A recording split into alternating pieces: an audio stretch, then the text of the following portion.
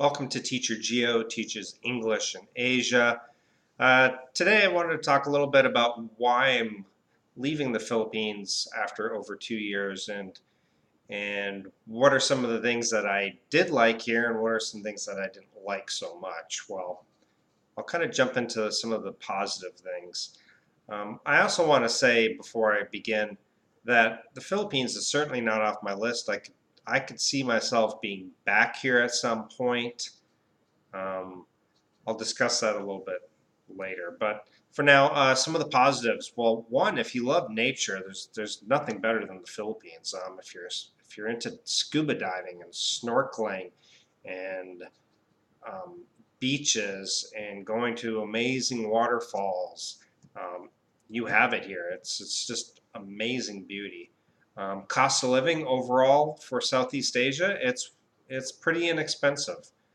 There are some things within it being inexpensive. There are some things that are surprisingly kind of expensive. Um, I'll get into that in a second. The other thing is the dating. It's amazing. I mean, if you want 10 dates a week, you can probably have 10 dates a week.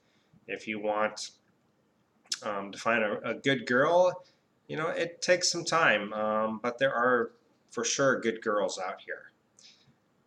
Those are some of the positives that I've liked here. I like the culture; it's interesting. Um, some of the things that I haven't liked so much, well, the food here, to be honest, is probably the worst in Asia, hands down. I mean, it you just can't compare it with Japanese food like sushi and Thai food like pad Thai, Vietnamese spring rolls and pho. I mean, the rest of Asia just blows away the Philippines. The Philippines, it's just a lot of sauces and a lot of oils and fat and leftover parts of the animals, and it's just not good. But you can certainly maintain a Western type of diet here. That's the part where it can be a little bit more expensive. If you're trying to live on a shoestring budget, then it's hard to do if you're not willing to eat Filipino food. Okay. All right. So some things with nature. Yeah, amazing beauty here. But if you want to get to that nature, you have to travel through a lot of traffic, um, a lot of rigmarole. There's a lot of, for example, if I want to take a drive on my motorbike 2 hours south to go to some waterfalls, you're going through a lot of pollution, a lot of traffic, and it wears on you. It really does. It's just standstill traffic, and you see trash everywhere. You'll come up to these amazing waterfalls, and right on the edge of it, before you get to the waterfall, it's just trash everywhere.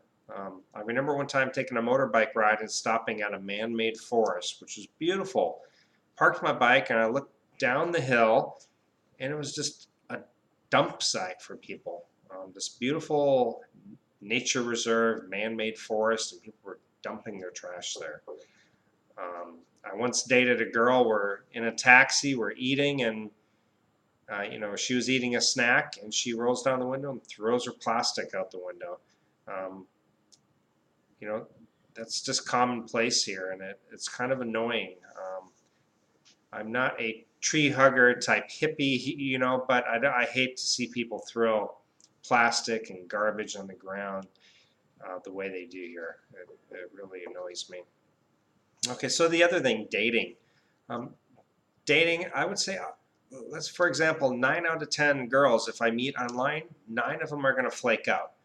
You know, a few of them will want money right away, so we cross them off the list. The next few, they may make up some excuse. Oh, I can't make it, and then they'll do this after the time they're supposed to meet you, or 5 minutes before. They'll say, "Oh, I can't make it," and it's just commonplace here, and it's just it's annoying. So 9 out of 10 girls will flake. You'll have one girl that maybe you'll meet up, and then after that, maybe she flakes out. It's just commonplace here, and it's hard, and it kind of wears on you. Just continuously trying to find a good girl. They all seem to kind of want something. Not to say that girls all over the world maybe don't want something. You know, they want security, financial security. They want, you know, companionship, and just like any girl around the world. But here, I don't know if it's ingrained in their culture or what, but they just seem to want to ask for money like every 5 minutes. So that kind of wears on you. Now, I'm not saying that there's not good girls here. There are. I've had a couple girlfriends here that were amazing girls and never really even asked for, you know, a peso. They were good girls, in, you know, through and through. But it's hard to find a good girl here, and some people get a little bit jaded on that. The other thing, if you want to live in the city, to be honest, the condos really are not all that cheap. I mean, it's much cheaper than the U.S., but compared to the rest of Southeast Asia, for example, Thailand and Vietnam, you can live much cheaper in Vietnam or Thailand, for example, and better. They're going to have, I don't know if it's the way it's built, but the condos are nicer. They're more inclusive. They'll include internet. In Vietnam, you can have housekeeping and laundry service just included in the apartment. Internet, water, sometimes even electric is all included. Here, electric, I have a 30-meter condo, only 30 meters, and my electric bill is around $80 a month. Now that's more than what I paid in the US. For example, my internet, I pay $70 a month, and the speed's horrible. Now you can go to Vietnam and Thailand and have super fast internet and just pay a small amount. You know, you can pay like 20 US bucks a month. Actually, more often than not, your internet is just going to be included in the rent, and it's going to be good quality internet. Okay, so it's not really all that cheap unless you want to live out in the boonies. And if you want to live out in the province, you're going to be subjected to blackouts, or they call them brownouts here, where your electric is off for 7 hours. So you need to go and buy a generator. Now, if you're making income online like me, you got to have solid internet, and you need to have, you know, a solid plan for electric. You can't have your electric turning off. So I chose to live in the city, and I rent in an office sometimes, so I have good solid internet.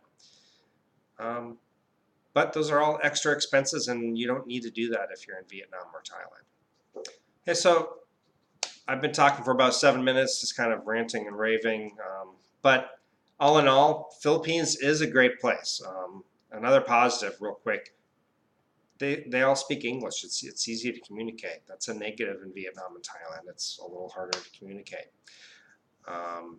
They are very happy and friendly people.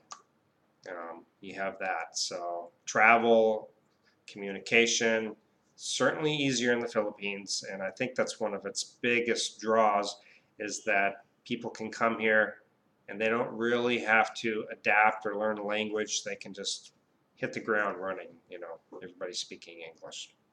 So with that, stay tuned for further content. If you like this video, please subscribe, and I will see you guys next time. Bye-bye.